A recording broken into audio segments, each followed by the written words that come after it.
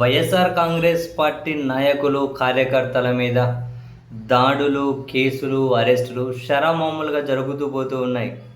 కానీ ఇప్పుడు ఆ దాడులనేటివి మహిళల మీద కూడా మళ్ళీ అనే వార్తలు నిజంగానే బాధపెడుతూ ఉన్నాయి. మహిళల మీద కూడా ఏకంగా కుట్లు పడేంత వరకు దాడులు చేయడం ఏమాత్రం కరెక్ట్ కాదు. తాజాగా నగిరిలో ఇటువంటి పరిస్థితి వచ్చింది అని చెప్పి పత్రికల్లో వార్తలు, మాజీ మంత్రి రోజా గారు వెళ్ళి సిఐ గారితో వాగ్వాదం చేయడం, ఇవన్నీ కూడా అసలు రాజకీయాలు ఎటువైపు తీసుకెళ్తున్నాయో అర్థం కావట్లేదు. శుక్రవారం రాత్రి 7 గంటల సమయంలో నగిరిలో శ్రీకాంత్ అనే ఒక యువకుడిని రోడ్డు మీద అడ్డుపెట్టి అటు సైడ్ వాళ్ళు దాడి చేసి గాయపరిచారట. తన మీద జరిగిన దాడిని ఇంటికి వెళ్ళి వాళ్ళ మేనమామ వాళ్ళ అక్కలకు చెప్పినాడట ఆ కుర్రోడు. సో వాళ్ళు మళ్ళీ దాడి చేస్తారేమో, మరి ఏమైనా ఇంటి మీదకి వస్తారేమో, ఆయన దాడి చేశారు కదని చెప్పి వాళ్ళందరూ వెళ్ళి పోలీస్ స్టేషన్కి వెళ్ళి ఫిర్యాదు చేసి వాళ్ళు మళ్ళీ మా మీద కూడా వస్తారేమో, ఇంటి మీదకి వచ్చి దాడి చేస్తారేమో, రక్షణ కల్పించండి అని చెప్పి అడిగారట. మరి ఇక్కడ రోజా గారు కూడా సిఐ గారిని గట్టిగా అడుగుతూ ఉన్నారు.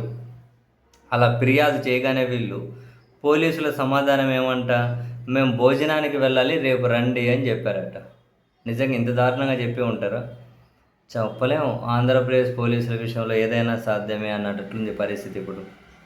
ఇప్పుడు భోజనానికి వెళ్ళాలి, రేపు రండి అంటూ పోలీసులు నిర్లక్ష్యంగా సమాధానం ఇచ్చి పంపించేశారట.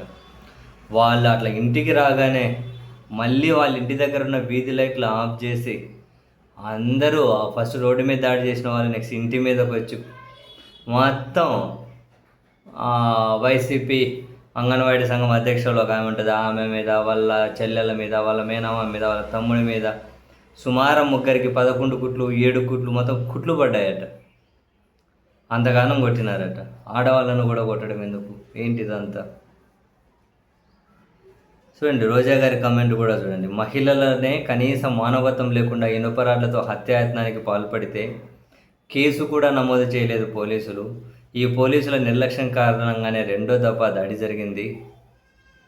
ప్రాణహాని ఉంది, మా మీద దాడి జరుగుతుంది అని 4 మహిళలు పోలీస్ స్టేషన్కి వెళ్ళి ఫిర్యాదు చేస్తే భోజనానికి వెళ్ళాలి, రేపు రండి అని సమాధానం చెప్పడం ఏంటి? ఇంత జరిగినా కేసు నమోదు చేయకపోతే ఏమనుకోవాలి?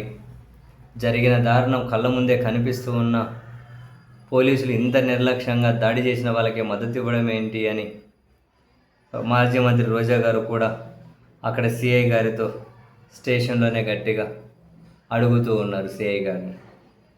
సో రాజకీయాలు ఏకంగా మహిళల మీద కూడా దాడి చేసే వరకు వెళ్ళడం నాట్ ఎట్ ఆల్ ఫెయిర్.